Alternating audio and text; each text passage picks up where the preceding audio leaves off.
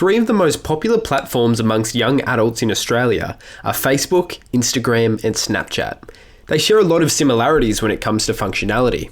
They all provide the ability to post text, photos, and videos. They each have a built-in private messaging feature, and when Snapchat invented the Stories feature, the other platforms quickly adopted it. Apart from minor differences in select features, they all have the same key functionality that class them as social media platforms, websites or apps that allow people to communicate online. So if they're all so similar, why do the majority of social media users use multiple platforms in their daily lives? I surveyed 27 young adults aged between 18 and 29 and interviewed 5 people aged between 20 and 23 to find out why they are using each platform. Utilising a uses and gratifications approach, Whiting and Williams conducted a study that revealed 10 main reasons why people use and enjoy social media. The survey I conducted was based on these 10 foundational uses and gratifications, and it found that young adults are using each platform for different purposes. The main reasons found for using Facebook were to interact and socialise with others, to pass time or to cure boredom,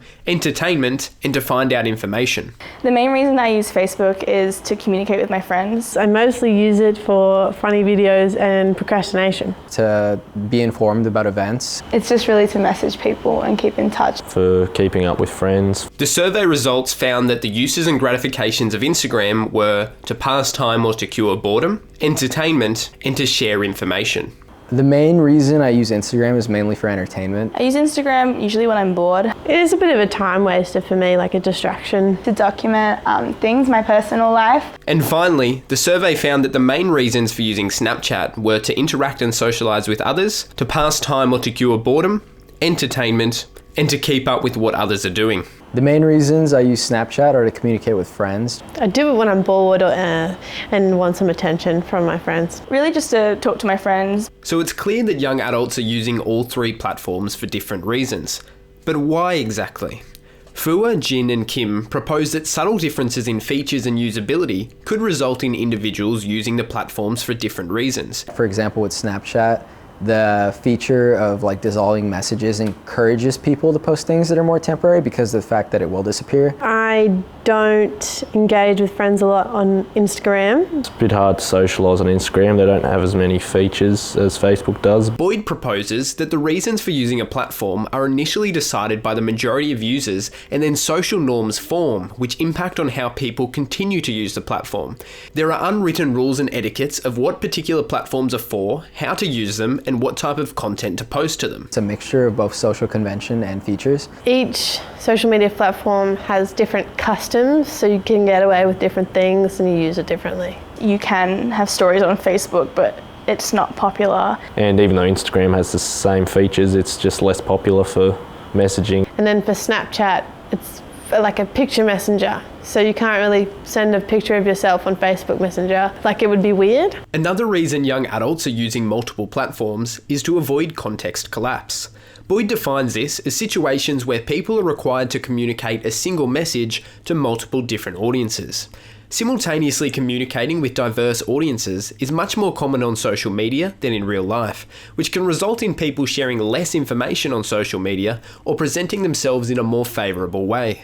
Facebook, I do have friends from all different situations, family, groups. I never want to post anything that's inappropriate or that some people won't understand or that looks unprofessional, because I'm also friends with work people on there as well. I'm friends with colleagues from work on Facebook. On Facebook, I would have a mixture of relatives and friends. Instagram would be a little bit more personal, just maybe friends from high school that I don't communicate with as much. With Instagram, you're more likely to be viewed by strangers. Instagram, I have more followers. It's dumb, but everyone does it. You make yourself look good, I guess. Our participants admitted to posting less personal information on Facebook and Instagram due to having a wider, diverse audience than compared with Snapchat, which is reserved for close friends. People not only choose what to post, but where to post, choosing to post particular content to platforms where their message will be positively received by the audience. That's why people can be more authentic on Snapchat, where their audience is limited to close friends.